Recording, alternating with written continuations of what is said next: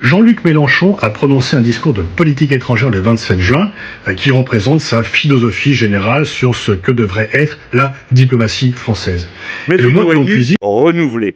Et il est certain qu'alors, notre diplomatie aurait pour vocation de la renouveler. Non pas pour donner un siège aux Allemands au Conseil de sécurité, car ils ne sont absolument pas en état d'y avoir leur place, mais pour que l'Assemblée générale joue un rôle toujours plus grand et que le renouvellement du Conseil de sécurité par l'Assemblée générale joue sa fonction normale et en particulier que le droit de veto soit retiré à un certain nombre de cas avérés comme l'organisation de génocide ou de crimes de guerre et qu'il ne puisse pas être possible pour un pays de bloquer toute décision et qu'ensuite, quand il y a des interventions militaires qui sont décidées, eh bien que ces interventions soient placées sous le commandement militaire de l'ONU, car il y a un commandement militaire de l'ONU, il n'y a pas besoin de l'OTAN pour faire ça.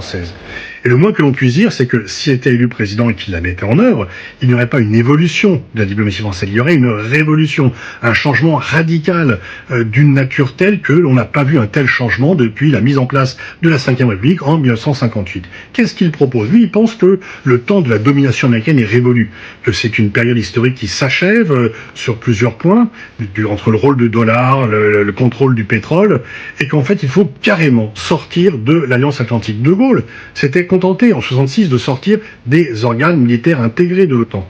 Mélenchon pense qu'il faut sortir de l'alliance parce que cette alliance dominée par les Américains ne peut que nous entraîner dans des guerres que nous ne voulons pas contre la Russie, contre la Chine. Il propose un partenariat avec la Chine.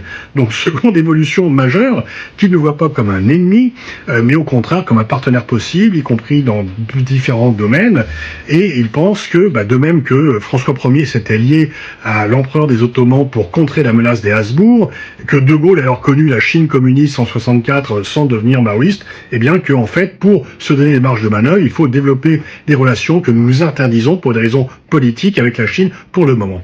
Et puis, le G7, le G20, non, tout pour l'ONU, pour renforcer l'ONU. Il propose des réformes. Bon, il y a un peu un blocage au Conseil de sécurité.